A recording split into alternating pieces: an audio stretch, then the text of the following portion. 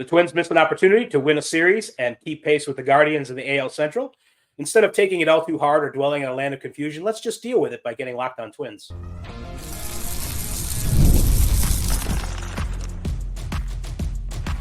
You are Locked On Twins, your daily Minnesota Twins podcast. Part of the Locked On Podcast Network, your team every day. Hello again, everybody, and welcome to Locked On Twins, your daily go-to destination for the top Minnesota Twins insight, discourse, and analysis. A reminder, too, that the Locked On Twins podcast is part of the Locked On Podcast Network, your team every day. I'm co-host Dave Brown, a professional ball writer since '98 and a BBWAA member since 2012. Please follow me on Twitter at AnswerDaveBrown if you like. Across cyberspace, from me is Brandon Warren, a Twins watcher for about 30 years, who not long ago covered the team on a daily basis professionally. He asks, by the way, that you unfollow him on Twitter at Brandon_Warren with an E at the end. In this podcast, we'll look back at what could have been a 3-game series win against the St. Louis Cardinals at Target Field, and look ahead to the next series, which starts Monday against the Atlanta Braves. The Toronto Blue Jays come in later. We'll also give our opinions about the Twins radio guy, Chris Atterbury, the play-by-play guy who made a funny at Trevor Richards' expense during a particularly wild inning Friday night. But before we get in too deep into the gory details, Brandon, tell him who is bringing us this episode. Yeah, SupplyHouse.com is the reliable way to get parts fast. Shop for your next plumbing, HVAC, or electrical job and get fast shipping from coast to coast at SupplyHouse.com. By the way, Twins, Braves, you had the wrong 1991 postseason opponent. It's Braves, Blue Jays, which is the opposite of what it was in 91. But you can catch every pitch of the Twins hometown broadcast with Chris Atterbury and friends, who we'll talk about in a second, on SiriusXM. Just download the SXM app, search Twins. You got Bailey Ober facing Braves lefty Max Fried Monday. First pitch, 6:40 p.m. Central at the Taj Mahal. Oh, I like that nickname. Did you just think of that now? I used it a long time ago and it didn't catch on, but I think it's pretty good. Yeah, it is pretty good. I especially like the elegant chainmail guarding the sort of filter guarding the parking lot in right field. It's very Eastern and very mysterious. Or Scott Steiner TNA edition. He used to wear that on his head. I mean, TNA, I don't know if we're allowed to talk about that, but total nonstop action, Dave. Get your head out of the gutter. We'll give it a shot. Sure. So the Twins on Sunday fell 3-2, blowing a lead in the 9th inning for the first time all season. They came in with a 59-0 record with a lead after the 7th/8th inning. John Duran was on the hook for the loss. And when you couple it with the Cleveland situation, they beat the Rangers. It means the Twins are now 3 games back in the Central. At least Kansas City lost to the Phillies, so it's not like the Braves. I got some teams confused, don't I? At least the Twins, I've tumbled into 3rd place. Duran didn't have his best game. Yeah.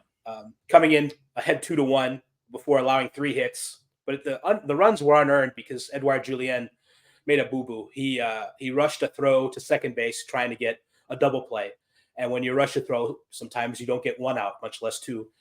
And it set the Redbirds up pretty good for a rally in the last inning. Now it looked like Duran was going to get out of it. He struck out Tommy Pham on a breaking pitch that it aced him right down the middle. He wasn't expecting that kind of pitch. Looked great. But then he threw, I think it was a hanging changeup to Lars Nootbaar, and Nootbaar had a 2-run single that basically flipped the score and the result. Brandon, who are we mad at here for this loss? Well, if Twitter is to be believed, it's everybody, and everybody should be fired. All right. Well, I'll see you then. Good night. Yeah, and we'll see you later. Honestly, I mean, the Twins did bring in a few different players as defensive replacements. And so I did see some people questioning, well, why not someone for Julien? Well, they haven't been replacing Julien defensively all season long. And so I don't know. I mean, Julien has hit better since he's been up. The fielding, I feel like we don't really have enough of a sample size to know for sure if he's been as good as before, better, worse. This play certainly doesn't reflect well. But again, like I said last week, every year a team is going to have a certain number of losses that just break your brain.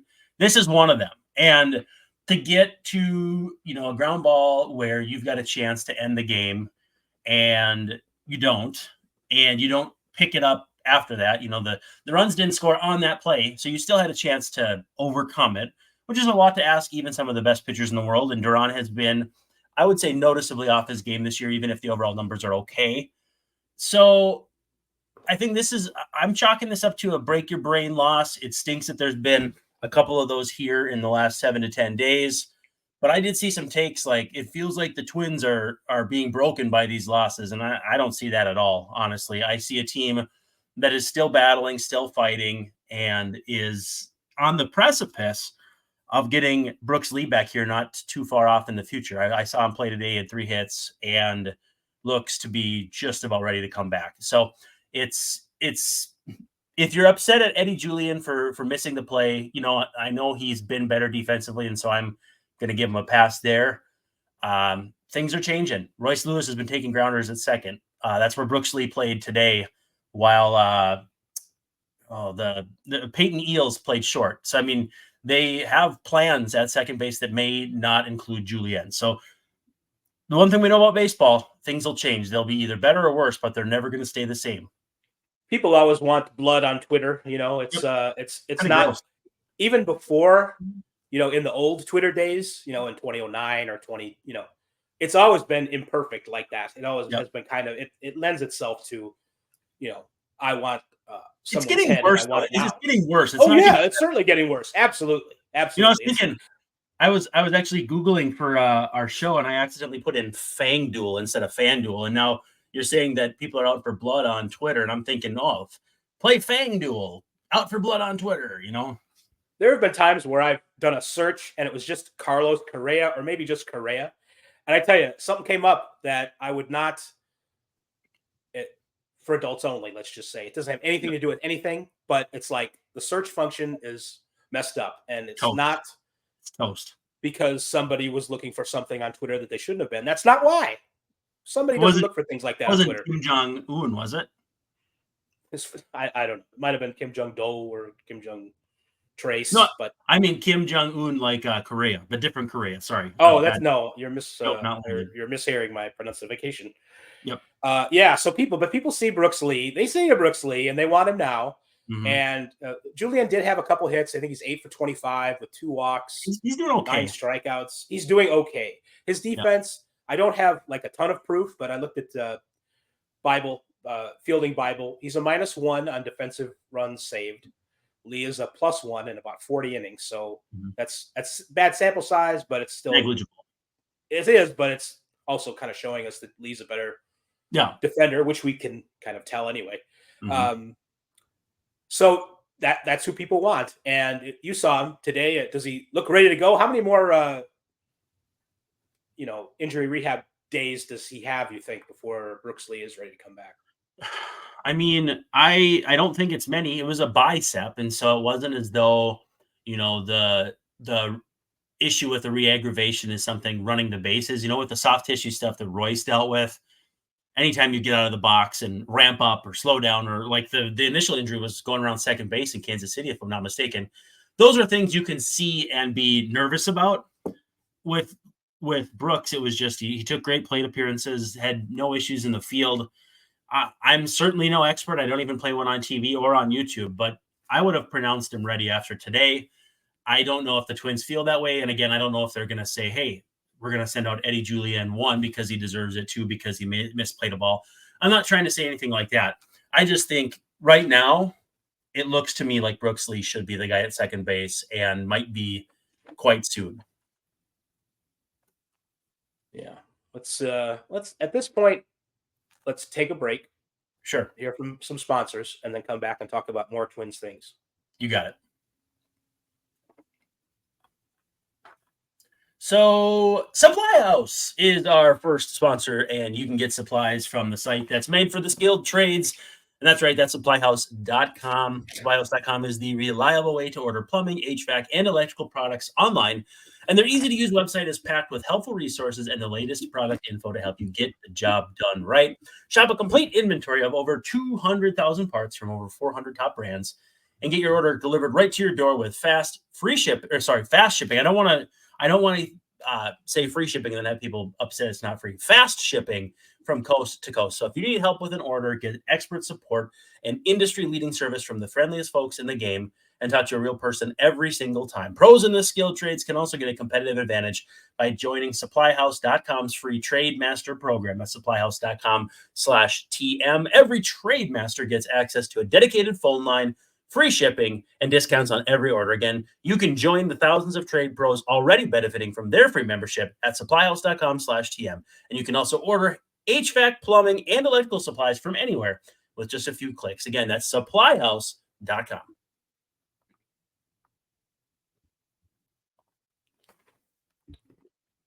So a couple of things from the game that, well, one thing bothered me, one thing didn't. Zebby Matthews was fine. He didn't have any walks allowed. He did have allow some traffic early in the game. Came through it fine. But again, no walks. 1 earned run. 4 hits allowed. He continues to progress. The other side, the Twins were able to get to Eric Fetty for 1 run. It was a home run by Willie Castro early. They did work some counts in the middle of the game, which was nice and kind of got Fetty off his game. But overall, he was really good, again, like he kind of has been all season. Mm-hmm. And it just kind of bothered me that that's a guy for $7.5 million this year and $7.5 million next year. That's a guy that checks all the boxes. Like people talk about, oh, are we still mad that they didn't sign Jordan Montgomery or some guy or, Snell. Yeah, Snell, who's $30 million, and they were never going to do that anyway.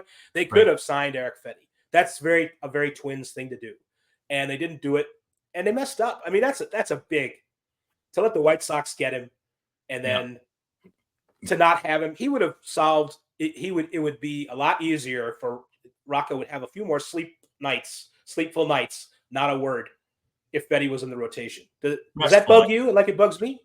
I mean, at the end of the day, when I think about, there's one player and 30 teams vying for them, I think it's like, okay, maybe that's much ado about nothing. But no, I think you're exactly right that, okay, you told Sonny Gray you couldn't afford him or you weren't going to afford him, but you could have gotten a pitcher who may well end up out pitching him throughout not only this year, but maybe their entire contracts, relatively speaking, for a lot less money. This is kind of supposed to be what you're good at, is identifying guys like this and bringing them in. Now, again, I know that there is a bit of an obsession, and rightfully so, with their pitching pipeline. We saw up front firsthand with Zebby pitching today. He's a handful of starts into his career. He's got a 3.0 ERA. He's striking people out. He's not walking anybody. But the pipeline can be reinforced. If you've got a pipe that is a little leaky, you don't leave it and wait for more water to come through it. You patch it. You do something. You call in a plumber. Eric Fetty would have been the perfect plumber.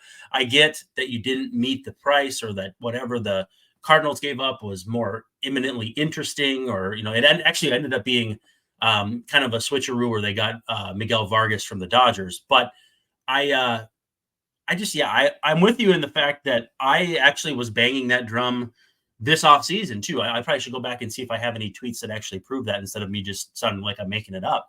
But I always love the guys who go overseas and come back, because they always seem to come back with a better, maybe like approach to pitching. Again, I always go back to Colby Lewis with this one, but there are a lot of pitchers who go over there and come back. And $7.5 million a year for a guy, even if he gives you a 5 ERA in year one and you dump him or DFA him, you tried something. It didn't kill you. It didn't kill your salary. It's not $30 million like Blake Snell.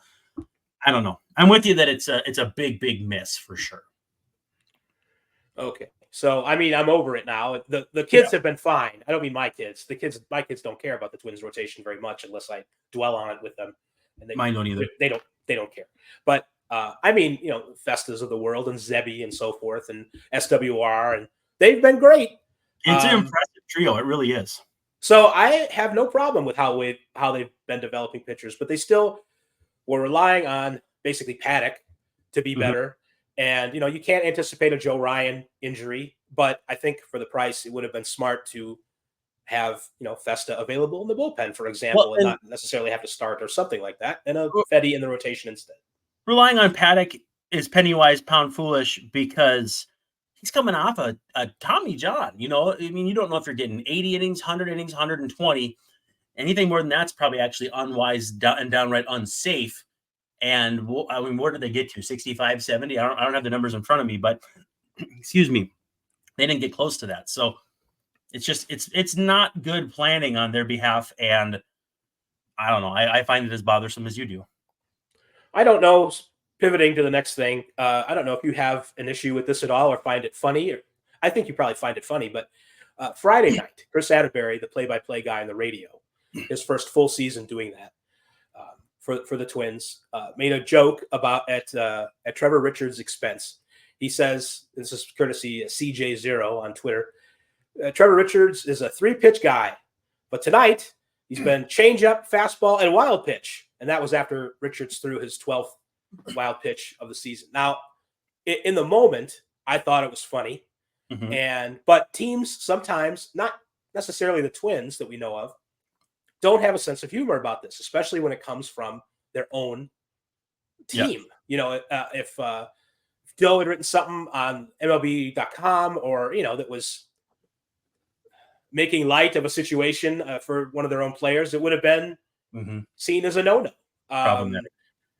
Yes. Now, do we think, have we heard anything about Atterbury getting clapped clap back for making this joke, either from the front office or, from the clubhouse, the guys in the clubhouse wanting to protect their own. But if anybody's reasonable about stuff like that, it's going to be a Rocco clubhouse, but still, I could see where maybe they wouldn't like this.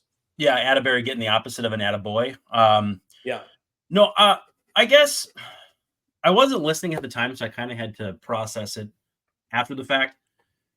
And my initial sensibilities are veteran guy, knows he's struggling, has pitched okay when the cards have been right for him this season. Obviously the Joe Ryan fill-in and Wrigley, you almost throw that out the window because it is what it is. Sure.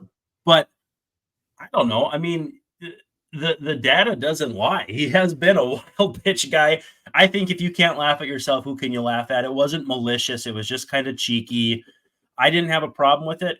I feel like I remember somebody getting chewed out about it. And I think it might have been a color commentator. I don't want to say names specifically that I know it was them. It could have been Jack Morris, Bert Blyleven, someone like that, where I think they were a little too negative, but I think it was under a different front office. So I may be just butterfly affecting that or whatever. Or is it Mandela effect where you remember something that didn't happen? I think it's Mandela, and butterfly effect's probably something way different. You may want to edit that out, but I thought it was cheeky and kind of fun, and I have no problem with it.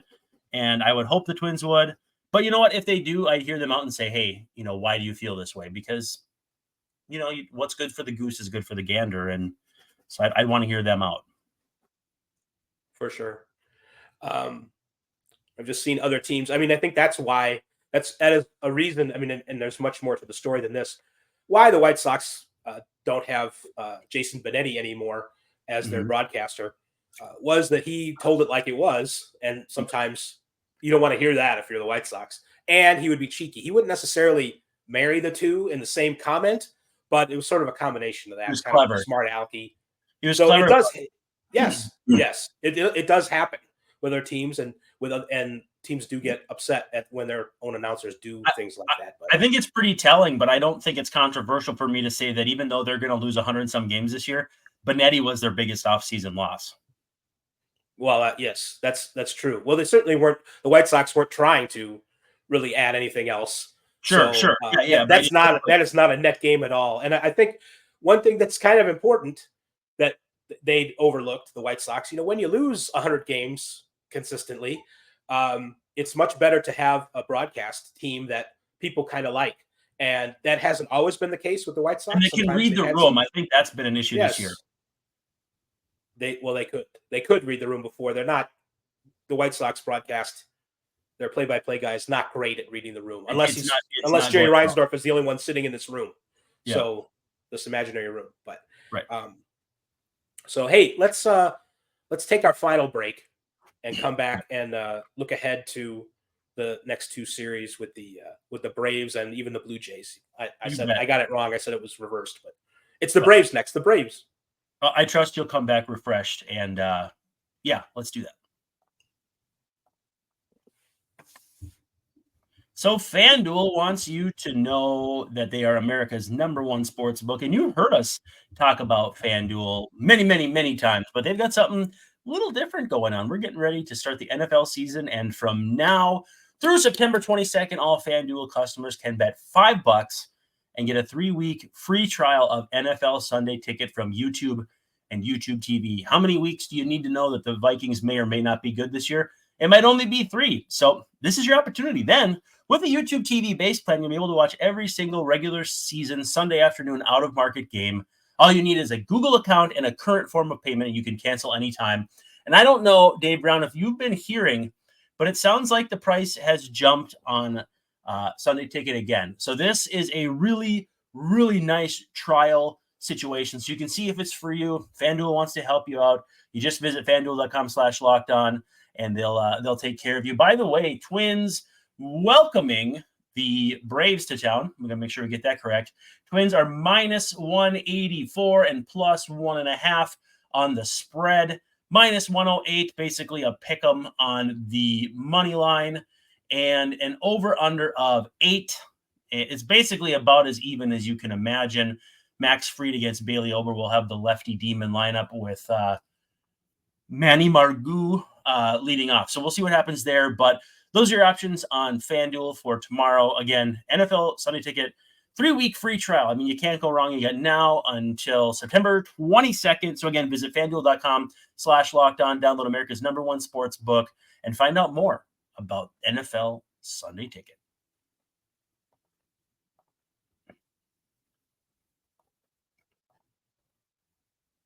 Yeah, I might take advantage of that FanDuel Sunday Ticket. It's a bit, not because I'm interested in how the Vikings are going to do, although sure, but for the first time in a while, the Bears might be watchable. So Caleb Williams has had some nice moments in I was about to call it spring training and training camp, and they've redone they've added to a good defense, and they've redone the offense. They have all kinds of receivers now. The Bears might throw the ball. How about that? Yeah, we're not used to seeing that. So, right. Hey, speaking of which, I saw Mike Cameron, former White Sox outfielder, tweeted, "All right, I got the 6th pick in the draft." I don't know if he plays with Jock Peterson in that league with Mike Trout, but I asked him on Twitter, or he asked, "Well, I got the 6th pick. Who should I take?" And I'm like, "Hold on, let me consult with Tommy Pham and Jock Peterson." And he's like, "Whatever, buddy. If you had the 6th pick starting from scratch, who would you take in your fantasy football draft?" Well, actually, it's funny. I quote tweeted that. He said, "I have pick 6. What would you do?" And I said, "Simply stop throwing interceptions." That's much more clever than my hackneyed response. I like that. 6th pick. Well, let's see. I think I picked 4th in my work league, and I think I got Jefferson. 6th would be. Who would you do? I'm gonna pull up mine just quick because I want to see. I wouldn't take a running back because you don't do that anymore. Apparently, I'm doing the 0 running back. Well, can you do that? Don't you have to pick a running back? I don't understand. No, 0 running back means you load up on everything else, and then you do running backs late, and you scour. That makes sense to me because I think the teams don't know yet who their running backs are going to be. You might have an idea, and you might be right eventually with whoever you pick as this team's running back, but that might not be right until week 7 or week 17. So, exactly. So I picked 4th and got Justin Jefferson. Jamar Chase went 6th in ours. I like Amon-Ra St. Brown at 8 in our league. I'd take him 6th. With Chase, I don't know. Anytime there's a contract dispute, it goes 2 ways. A guy either plays his butt off, gets that value banked and gets that contract, or, they protect themselves and they don't play as hard as they need to and get hurt, or they don't perform. So I like to avoid that drama if I can help it. So I think Amon-Ra St. Brown would be my guy. I like the Bears have some pretty good receivers to pick from. Rome Doozy was quite a doozy in I was going to say the minor leagues, but it's the NCAA. And Keenan Allen is coming back. He's old but effective. He can still play. I think he can still play. I think he's allowed. So yeah. And Frank Komet's not bad at tight end. I like DeAndre Swift at running back. Wait a second. What'd you call the tight end? Did I say Frank Komet? Because that's his dad. Yeah, Cole Komet. And I know a Wayne Komick who's definitely different. He had a pet ferret. That's different than any of those people. On multiple occasions, I've been to a Kmart too, and I think of that when I see Komet. Right. Yeah. Well, once again, I see how it goes with these old people who get everything wrong. It's happening to me more and more. So what's it called? You live long enough to see yourself be the I don't remember what it is. I don't know about that anecdote. I don't like it. You live long enough to die. You either die a hero or you live long enough to see yourself become the villain. That's what it was. Yeah. Yeah. Does that have to be villain? What about like pathetic loser? I don't want to be a villain, but maybe I'll just be a pathetic loser in my old age. My dotage. I mean, pre-existing condition over here. So, by the way, did you see my new hat? Is that Metallica? No, St. Paul Saints. Went to the Saints game today. Oh, it looks like a pig. I don't know if it's supposed to be a pig or a STP. Met up with Randy Dobb, and he signed some baseballs for my kiddos. So hats off to him. Super dude. You didn't take your hat off, but yeah, at least I like it when the dudes sign for the kids. Brian Wu signed. We saw the Mariners at a game, and he like took time out from his. It wasn't a pre-game warm-up. He was like in between starts, but he was doing work, and I knew it was kind of a faux pas. And Remy, my son's like, Brian, and he came over. It was great, and it just yes. And today, Rob Friedman pitching ninja tweeted a couple of pitches that Wu had and interspersed your guy, Mr. Wu. Nice wrestler, Ric Flair. Ric Flair. Can't remember Ric Flair's name. I got to write everything down and have like a board of everybody's name that might be in my brain. Yeah, David Flair, his son or something. By the way, I also get to say hi to Carson McCusker, recently called up to AAA, former guest of the show, super dude. Didn't have a great offensive day. Looked like his hand was ringing a little bit after he hit a fly ball to right. But super guy, super tall, and hoping for the best because this is another guy who was signed by Billy Milos, who signed Randy Dobnak. And he told me that he went up. He's like, hey, yeah, you're a Billy guy. Carson's like, what are you talking about? He's like, dude, we were both signed by Billy Milos. How do you not know what I'm talking about? They're both guys who signed out of indie ball. And so I love seeing guys like that. And so we got to talk to Randy and got to say hi to Carson. Actually, fun anecdote from Randy. I said, hey, how'd you throw on Friday? Because I knew he was wilkes And they faced Scranton Wilkes-Barre, Jason Dominguez and, a few other guys. Yeah. And he goes, it's the first time in my career I never got a strikeout in a game. And went 5, gave up 5. He said, those Yankees, man. And I was like, oh, yeah, first time you've ever faced the Yankees, isn't it? Oh, and he just kind of smiled. And, it was it was pretty funny, I thought. But he was so nice to the kids. He's a super-duper guy. And hope the best for him. And hopefully the big leagues is in his future again real soon. Quickly, we've got the Braves coming up. And then the Blue Jays later in the week. For the Twins, the Braves will show Max Fried, as you said, Spencer Schwellenbach, not Spencer Strider. They got a different Spencer. He's been so good lately, too. Schwellenbach is dicing.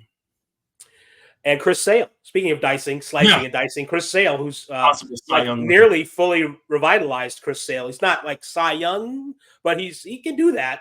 Cy Young adjacent. Cy Youngish things. Yeah. Yes, Cy Young adjacent for sure. The Twins have owned him in the past, and they've been owned by him.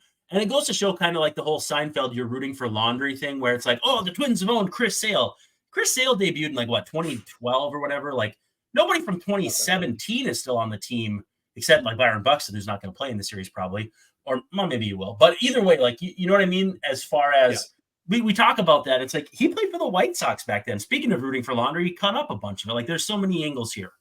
They're not going to – I hope the Twins don't wear the blue City Connects because if Sale doesn't like it, in between innings or after he's done with his start, he might go sneak over like Jason Grimsley did for Albert Bell's bat that one time and take all the jerseys and cut them up, and then they won't have them. I hate it. He'll say, thanks, I hate it. So Chris Sale doesn't like odd jerseys. Sorry, pal. So they're still in the thick of the wild card race, so that's going to be a tough series. Yeah. Kind of like the Cardinals. They're in a better position than the Cardinals, but I would expect the best effort from the Braves. Against the Blue Jays, who were the playoff opponent last year, they've pretty much fallen out of it. And I expect to make some hay there in that series. So if the Twins can take 2 out of 3 and then maybe 3 out of 3, I think that's going to be a good week. Am I asking too much? I usually am. You probably are, but it's good to be optimistic. Twins off Thursday, and then Pablo Gausman, Zebi Barrios, heard of that guy before, and then Ober and Yariel Rodriguez. That gets us to September, believe it or not, when we start talking about September call-ups. So we're going to have a lot of fun stuff, but hopefully the Twins can make hay with the Blue Jays because they're DOA. By the way, thanks for making Locked On Twins your first listen today. For your second listen, enjoy Locked On Twins or Locked On MLB with Paul Sullivan, aka Sully, who is here to provide you daily with national expertise and his trademark humor. Get you ready for the MLB playoffs here as we roll through the dog days of summer. It's still feel like temperature of 89 in the Twin Cities right now. We're recording at after 8 p.m. So it's dog days for sure, but Fall Classic is a-coming. Get ready with Sully, who has it all covered every single day on Locked On MLB, available on YouTube or wherever you get your podcasts, just like Locked On Twins, and just like Locked On Twins as well, part of the Locked On Podcast Network, your team every day. Every day. So that's all for this episode of Locked On Twins. For my colleague Brandon Warren, this is Dave Brown, wishing you all a very pleasant good evening or whatever time of the day it is. And until then, we'll see you. We'll see you. We'll see you tomorrow night. Tomorrow night. Nailed that one. Woo! Brian Woo! Woo! Woo! Woo! Pretty good woo.